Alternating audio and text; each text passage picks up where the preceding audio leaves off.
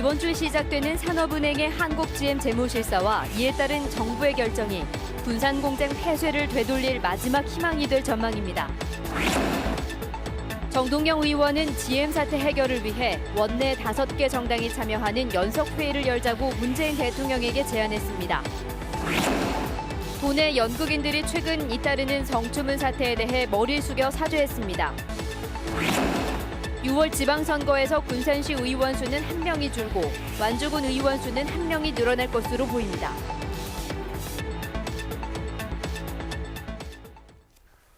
여러분 안녕하십니까? JTV 8시 뉴스입니다. GM 군산공장 폐쇄 방침이 발표된 지 한 달이 됐지만 GM 후속 대책의 초점은 여전히 부평과 창원에만 맞춰져 있습니다. 네, 이번 주 산업은행의 실사가 시작되는 만큼 이 결과를 바탕으로 정부가 내놓을 대책에 마지막 희망이 달려 있습니다. 보도에 송창용 기자입니다. 한국GM이 인천과 경남의 부평 공장과 창원 공장을 외국인 투자 지역으로 지정해 줄 것을 신청하기로 했습니다. GM은 부평과 창원 공장에 설비를 투자하고 신차를 배정해 외국인 투자 지역 지정 요건을 맞추겠다는 뜻을 전했습니다.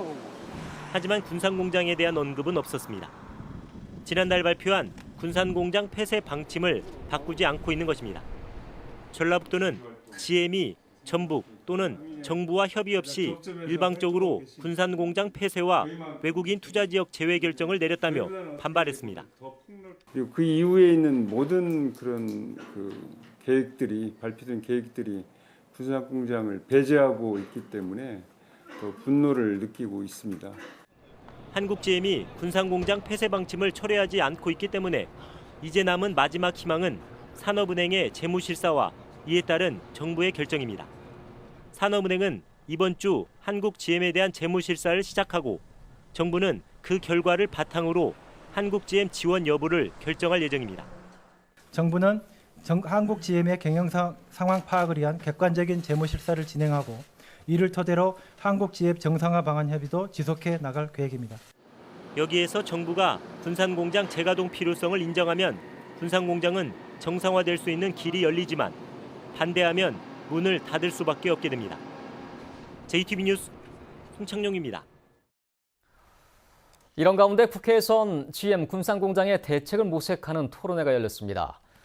정동영 의원은 금융위기 당시 미국처럼 전문가와 각 당 GM 특위가 모두 참여하는 연석회의를 제안했습니다.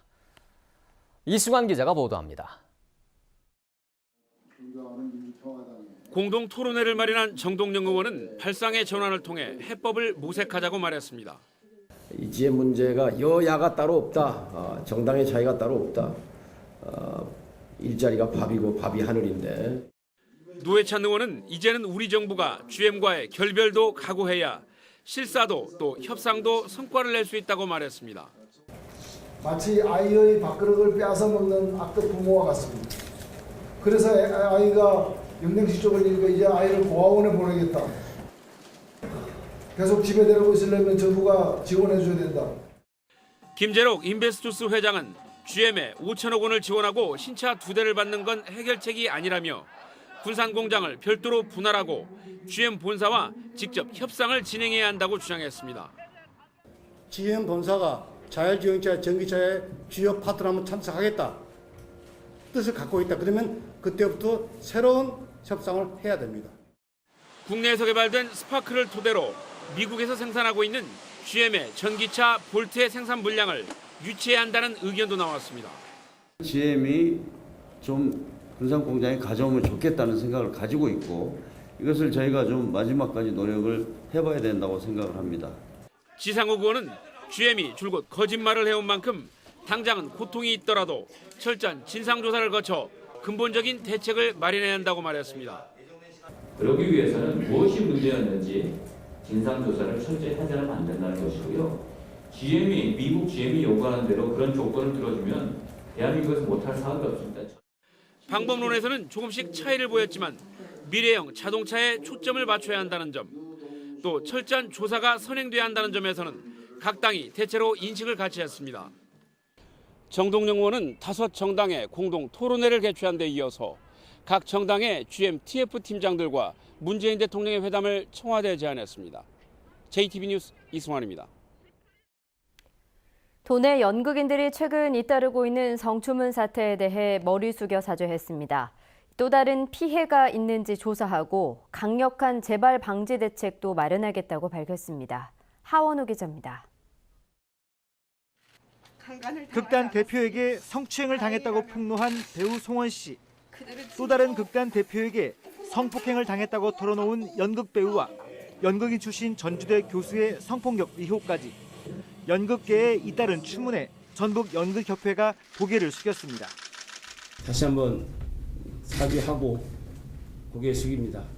앞으로 정도를 걸을 것임을 이 자리에서 다시 한번 맹세해 드리겠습니다.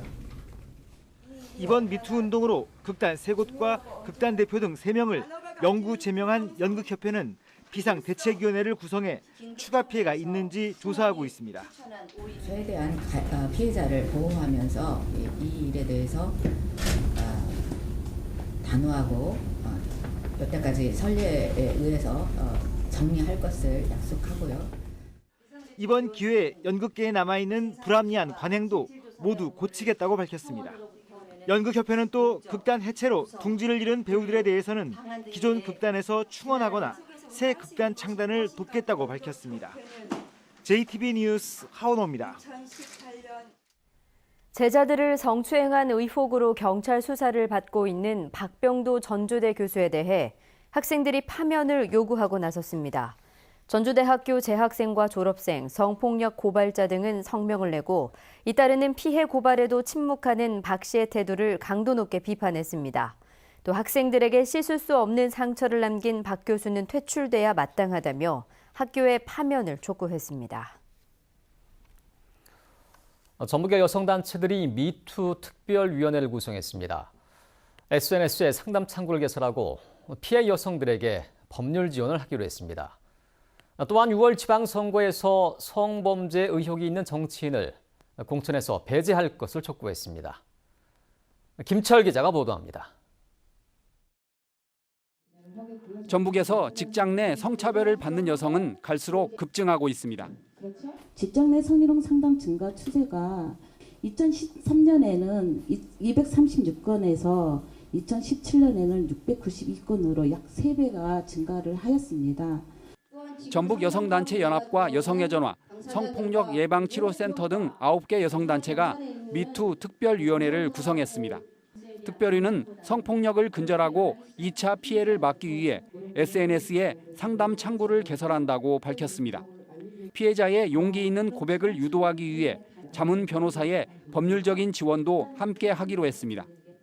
나도 그랬어라는 미투 자체가 또 다른 사람에게 용기가 되고 치유가 됩니다. 우리 모두에게 무엇보다 가장 중요한 것은 피해를 말하고 난 뒤에 안전한 환경을 만드는 것입니다.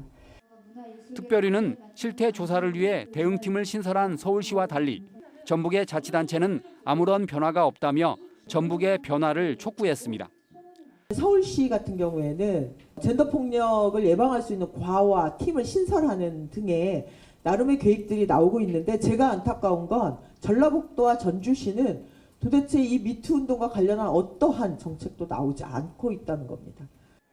특별위는 또 오는 6월 지방선거 때 각 정당이 성범죄에 연루된 정치인을 반드시 공천에서 배제해야 한다고 주장했습니다. JTB 뉴스 김철우입니다. 전라북도가 오는 6월 7일 시군의원 선거구 획정안을 확정했습니다. 의원 수를 전주는 늘리고 농촌 4개 지역은 줄이는 안에 강한 반발이 이어지자 군산만 1명을 줄이고 완주는 1명을 늘리기로 했습니다. 보도에 권대성 기자입니다. 전라북도 시군의원 선거구 획정위원회가 열리는 회의장 앞 부안과 김제, 군산과 순창의 시군의원들이 줄줄이 버티고 있습니다. 자신들이 속한 4곳의 의원 1명씩을 줄이고 전주시의원 4명을 늘리는 시군의원 선거구 획정안이 지역 대표성을 무시하는 거라면서 철회를 압박하는 겁니다. 지역의 대표성이라든가 지역의 동질성이 우선 확보돼야 된다. 이런 말씀을 드리고 싶고요.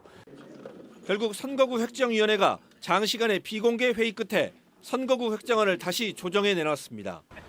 획정위는 논란이 된 전주와 김제, 부안과 순창 등 4곳의 시군의원 수를 지금처럼 유지하기로 했습니다. 군산의 시의원 수를 1명 줄이고 인구가 늘어난 완주는 군의원 수를 1명 늘리기로 했습니다. 또한 다양한 정치 세력이 진출할 수 있을 것으로 기대를 모으는 3, 4인 선거구는 전주에서 3인 선거구가 4곳에서 6곳으로 늘고 4인 선거구 1곳이 처음으로 생깁니다. 전라북도는 선거구 획정안을 오는 16일 도의회에 내고 의결을 요청할 예정입니다. JTB 뉴스 권대성입니다. 지난해 군산 조선소 가동 중단의 영향으로 군산의 조선업종 취업자 수가 크게 줄었습니다. 고용노동부에 따르면 군산의 조선업종 고용보험 가입자 수는 지난해 2월 1,800여 명에서 지난달 700여 명으로 1년 만에 60% 이상 줄었습니다. 같은 기간 울산과 경남의 조선업종 고용보험 가입자 수 감소율은 각각 25.5%와 24.5%였습니다. 관세청이 군산 조선소 가동 중단과 한국-GM 군산공장 폐쇄 방침으로 어려움을 겪고 있는 군산 수출입 기업을 지원하기 위해 세관에 내야 할 세금의 납부 기한을 최대 12개월까지 연장해 주기로 했습니다.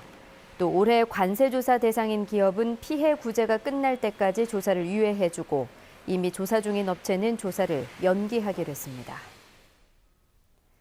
공기 정화 장치가 있는 노인 요양시설과 어린이집이 적은 것으로 나타났습니다. 보건복지부가 집계한 결과 공기 정화 장치가 설치된 전북의 노인 요양시설 비율은 10.8%, 어린이집은 48.4%에 그쳤습니다.